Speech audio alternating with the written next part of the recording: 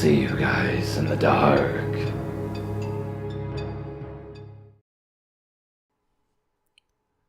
I seem to be a magnet for creeps and weirdos. And since I got such a positive response to my last experience, I figured that I would share a few more. For the background, these all took place outside of my home at the time, which was on the literal last block of a major city, right across the street from the beach. The building was framed on four sides by the beach, the woods, a construction site, and a few other sleepy houses, as well as a Mooney line. Think the subway, but above ground. It's the very last stop, so unless you catch it the right time of day, or at the height of the tourist season, the area is basically empty on the sidewalks.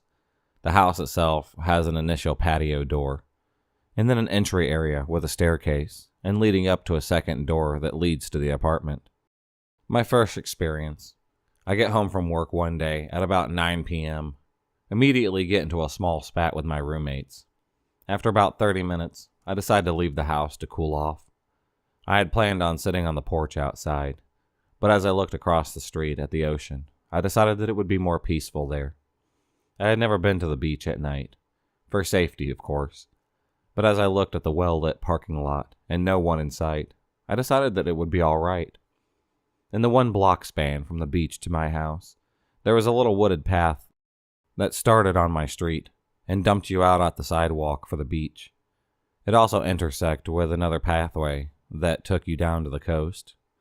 I sat for a bit. Everything was fine, and after a while, I started the 1-minute walk back to the little path. All of a sudden, I look up. I see a man walking briskly on the intersection path, looking right at me. I speed up a bit and try to ignore him. And as we hit the intersection where the two paths intersect, I end up being about a foot away from him. He calls out to me, "Hey, I want to talk to you." I ignored him, and after a few more steps, he reaches out his hand, grabs part of my hair, saying, "Hey, come here." I immediately yank my hair out of his hand and book it the last block, sprinting to my house. I can hear him running behind me. I turn the corner sharply and am briefly out of his sight. Luckily, the initial entryway to the patio had been left open by accident, and I run in through the door, slam it shut. I hear his footsteps stop outside, followed by silence. As I go upstairs and look through our front window, I see him walking away onto the construction site. My second experience. I had a friend that lived a couple of blocks from where I was, along the same stretch of beach. After hanging out one day, I decided to come back home around sunset. I've walked this route many times, and it's just barely light outside still.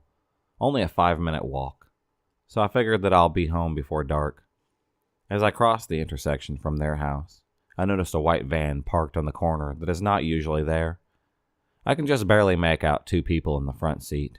I think that it's odd. Okay, whatever. Pull out my pepper spray.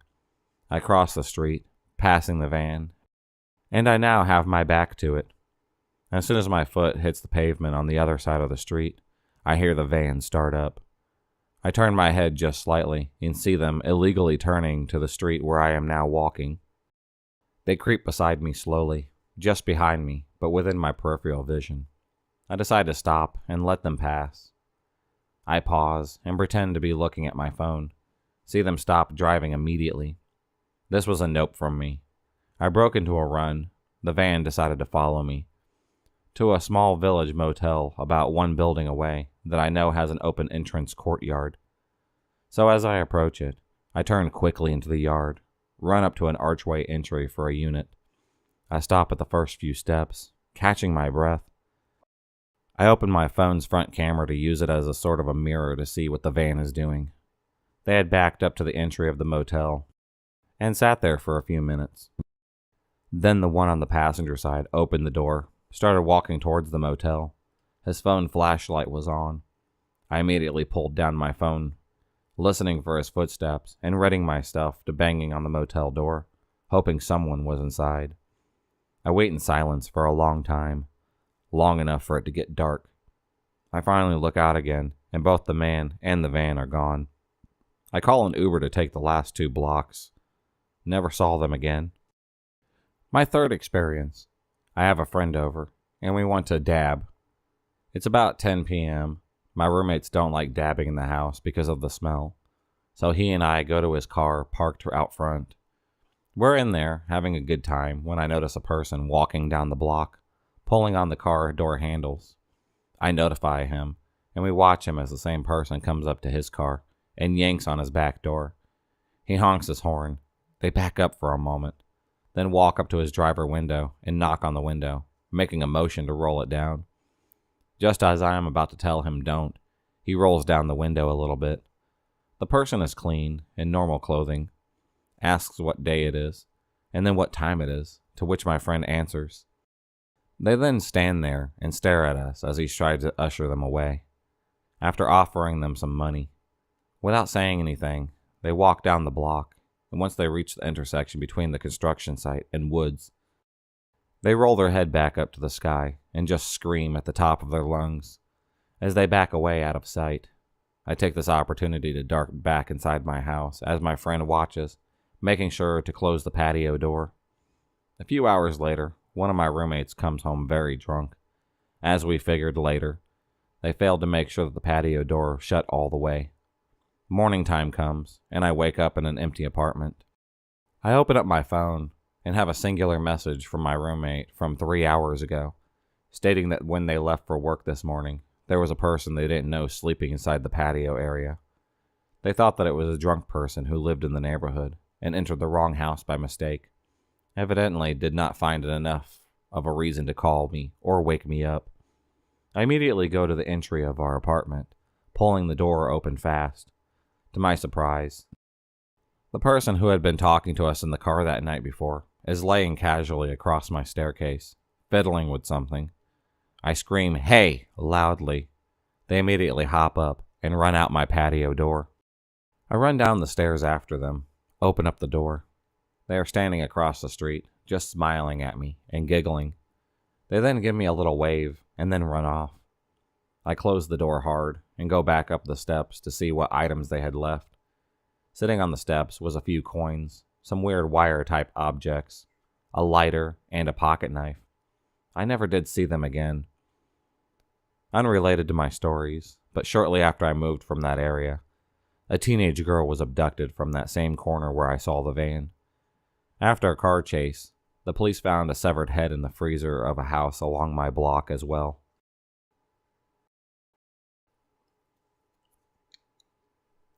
This happened a few weeks ago. I'm 24 and female. Probably couldn't defend myself against a 10-year-old if I tried. I went to the grocery store to pick up some things the other night. When I got to the register, there was a man helping bag my groceries while the cashier was checking me out. I was buying some dog treats. He asked me what kind of dog I had. I said a golden doodle. And he said, "Oh my God, me too." I didn't really get an off vibe from him, but he would stare and not break eye contact at all. I chalked it up to him missing social cues and trying to be friendly. After I paid, he started pushing the cart for me out of the door. This isn't uncommon. They typically help you take your things to your car. I have social anxiety and feel very awkward and guilty having them do that for me, so I always say that I'm good, but thank you so much. Every other time, they've said, "Okay, have a good one." When I said that I'm good to this guy, he said, "No, I got it," very bluntly, and stared at me the whole time. I instantly got a bad vibe. It was about 8 at night, and barely anyone was there. He said, "Well, my shift is over, so I'm walking to my car anyways." Weird, because he didn't clock out, but maybe he had before he did the last checkout. He was very talkative in the store, asking tons of questions about my dog and telling me about his. But when we got outside, he barely said much. I started asking questions about his dog because I felt anxious with the silence. But I really regret that. He took it as an interest. He immediately said, "Well, if you give me your number, you can meet him," and just stared yet again. I said, "Oh, I'm sorry. I don't give my number to strangers." I didn't want to say no because I have a boyfriend. Because he seemed like he might get angry over all of that. I don't know. It's just the feeling of the moment. We had loaded all the groceries into the trunk, and I was thinking, thank God that I got out of here now. But no, The cart was between me and him, and he was positioned on the driver's side, so in order to get my door, I would have to go right past him. I said, "Well, I gotta go home. My dog is waiting for his treats." He just stared at me. I realized I was going to have to go past him if I wanted to leave, so I looked around to see if anyone else was in the parking lot in case something more happened. No one was there. I started to get extremely nervous. He could push the cart into me or just grab me himself. I have had a traumatic experience before, and my problem is that I don't have fight or flight. I just freeze. Just like that, he walked away, pushing the cart to where they are returned in the parking lot. I took the chance to get into my car. I locked the doors immediately. I wished that I had left then, but I needed a moment to breathe. I saw in my side mirror he was getting into his car. I quickly put the car in drive and drove out. The exit is a stoplight, and just my luck, it's red. I'm turning left. I see his car right behind me, not 30 seconds later. I panicked, but then thought that he said he's going home. It's nothing. I only live 2 minutes from the grocery store. I made the turn, and he was hanging back. I didn't put my blinker on for the next turn. He made it too. The next turn was a stoplight, and then the turn for my road. As I get to the light, it's red again. I thought maybe that I should drive to a police station just in case, but as soon as that thought came, the light went green. My boyfriend and I only moved here 2 months ago, so I couldn't think in my head how to get to the station, and I'm terrible at using my phone while driving. I'm not even 30 seconds from the last turn onto our street. Our street is a dead end with only 4 houses on it. It's very long, and we are at the end. No one goes down it unless they live there, or are lost. I turn, and he makes the turn too. Fuck, I think. I literally just directed him to my house. Thankfully, I have Bluetooth, so I called my boyfriend. I said a guy from the grocery store is following me. Turn all the lights on, open the gate, and let Nick out. Nick is his German Shepherd, and he is trained to be a German police dog, and then got extra bite training. He could hold someone for up to 6 hours. So now knowing he was outside, I wasn't nervous. I was nervous that my boyfriend wouldn't have gotten the gate open in time, and I would have to either sit in my car or get out fast and put the code in. As I pulled up, I saw the gate was open. Thank God. My boyfriend was on the front porch with Nick on a leash, and his gun was in the air. I fly through and down the driveway. This fucker follows me. Does he not see the gun and the guard dog? Well, he did at that moment, because my boyfriend let Nick go, and he charged the car. Jumped up at the driver window, frothing at the mouth, showing all of his teeth and hair on his back standing up. He looked terrifying, even to me, and he was protecting me. I gave Nick his command to come back, hoping this guy got the hint that if he gets out of the car, he will die. He did. He reversed the car so damn fast out of the driveway that he nearly hit the gate. I collapsed on the front porch and hugged my boyfriend.